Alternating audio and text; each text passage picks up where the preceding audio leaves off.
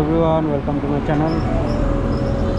আজকে 19শে ফেব্রুয়ারি 2026। আজকে পয়লা রমজান। তো রোজা শুরু হয়েছে। রমজান সিয়াম সাধনার মাস। ধর্মীয়ভাবে তো এটার অনেক বড় একটা সিগনিফিকেন্স আছে সবার মধ্যে। এই একটা মাস সবাই খুব তাদের বেস্ট ওয়েতে থাকার চেষ্টা করে সব দিক দিয়ে। ধর্মীয় সিগনিফিকেন্টের পাশাপাশি সোশিয়াল সিগনিফিকেন্ট তো আছেই। সামাজিকভাবে এটা অনেক গুরুত্বপূর্ণ একটা মাস। আবার পার্সোনালভাবে আজকে আমি এই রমজান মাসের আসলেই কিছু স্মৃতি মনে পড়ে যায় ছোটোবেলা। তখন আমরা কীভাবে রমজান পালন করতাম এগুলি মনে পড়ে যায়। বিশেষ করে একদম ছোট যখন ছিলাম, মাত্র রোজা রাখা শুরু করছি, তখনকার কথা বলি। যেমন ক্লাস 1-2 থাকতে যখন রোজা রাখা শুরু করছি তখনকার। আমি বড় হয়েছি নারায়ণগঞ্জে এবং আমার শৈশব দুইটাই নারায়ণগঞ্জ।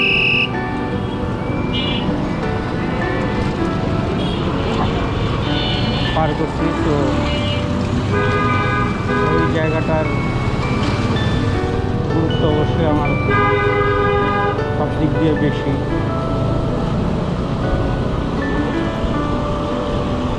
সবচেয়ে বেশি মনে করতে যখন আমরা রোজার দিনে নানু বাড়িতে যেতাম, তখন ইফতারের আয়োজন যখন করা হইতো, অলমোস্ট নানু বাসায় তখন জয়েন্ট ফ্যামিলি অনেক। আমার 2 খালা নানু বাসার কাছাকাছি থাকতো। তো দেখা গেছে যে বেশিরভাগ সময় ইফতার একসাথেই করা হতো, হয় বড় খালামণির বাসায় নাহলে নানু বাসায়। বড় খালামণির বাসায় নানু বাসা সম্ভবত 1 কিলোমিটারের ডিস্টেন্সে ছিল। তখনকার একটা বিষয় ছিল যে সবার বাসায় তো ফ্রিজ ছিল না। তো আমার যতটুকু মনে পড়ে, যখন আমি রোজা রাখা শুরু করি তখন একটু গরম প্রায় আজ থেকে 3 বছর আগে।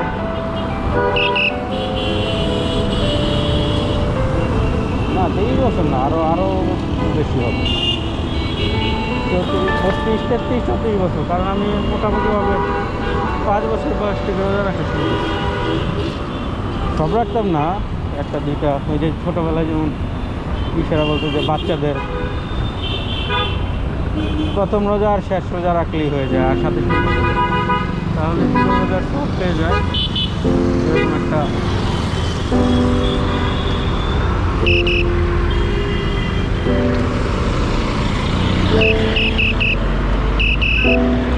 কথা প্রচলিত ছিল।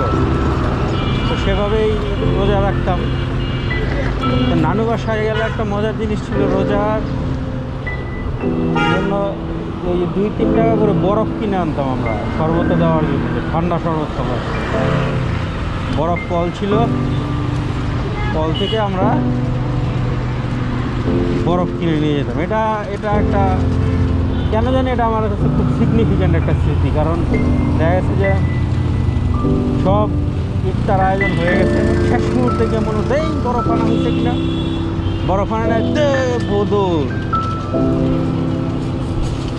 2-3 মিনিট পর ইফতার, 2-3 মিনিটের মধ্যে দৌড় দিয়ে গিয়ে বরফ নিয়ে আসতে হবে ঠান্ডা শরবত খাইতে হবে। এটা একটা মজার জিনিস ছিল। আরেকটা ছিল হচ্ছে গিয়ে, তখন তো আর এত মিডিয়া বা টেলিভিশন সবার বাড়ি এরকমভাবে ছিল না। রেডিও শোনা হইতো, রেডিওতে কোরআন তেলাওয়াত হইতো। কোরআন তেলাওয়াতে যখন সাদাকাল্লাহ ফুল আজিম বলতো, তখন যে যেখানেই থাকুক গো, ইফতারের মজলিসে যে সবাই বসতেন, কারণ এটা বলার 1 মিনিট পরেই আজান। এই কিছু মজার জিনিস ছিল যেটা মনে পড়ে।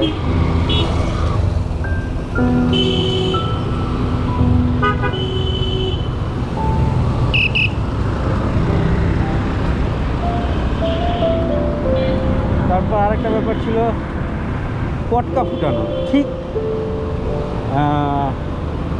আজানের ওয়াক্ত হইলেই খালামুনির বাসার দরজা থেকে দেখা যেত একটা, খালামুনির বাসার থেকে গলি থেকে বেরোলে একটা পুকুর ছিল বিশাল। পুকুরের ওই পারে একটা পানির ট্যাঙ্কি ছিল, পানির ট্যাঙ্কির ঠিক পাশ দিয়ে একটা রকেটের মতো যেমন উড়ে উপরে উঠে একটা ঠাস করে বোমা ফুটে না, এরকম একটা আতশবাজি ফাটানো হতো।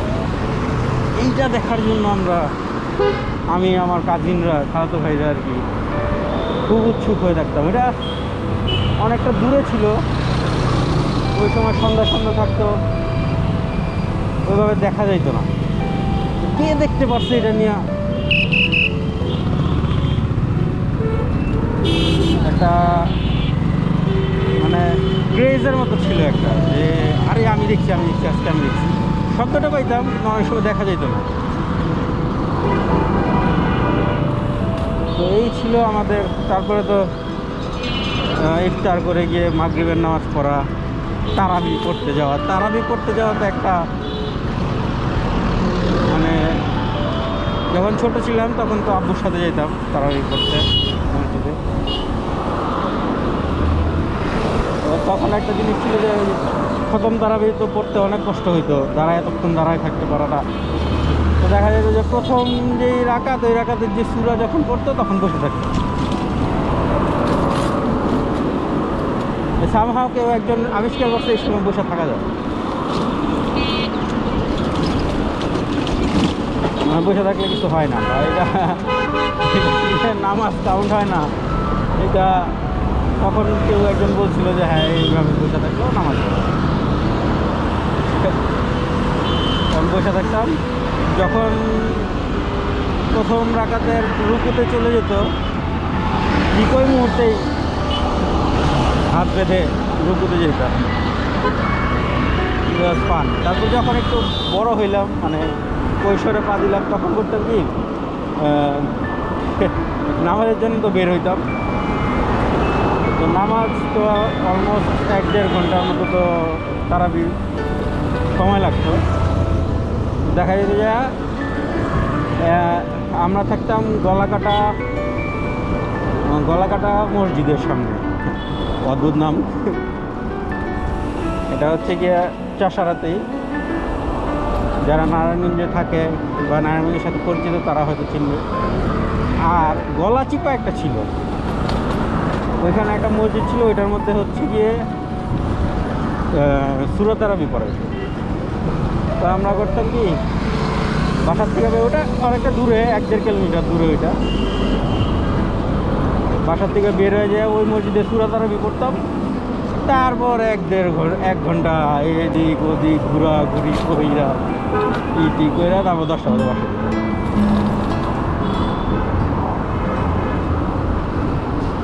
এই ছিল রমজানের স্মৃতি। রমজান মাসে ইফতারে তো সবাই একসাথে বসা, একসাথে মুড়ি মাখায় খাওয়া। আমি বলছি এখন তো ব্যস্ততা থাকে, সবাই ব্যস্ত, কোথায় হয়তো দেখা যাচ্ছে অনেক সময় অনেকে গাড়িতে মতো ইফতার করা হয়।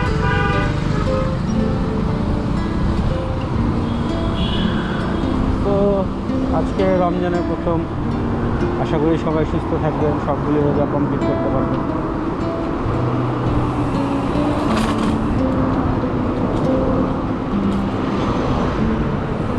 সব ভালো হোক এই কামনা করি।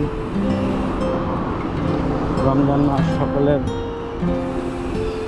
যত গুনাহ খাতা আছে মাফ করানোর মাস।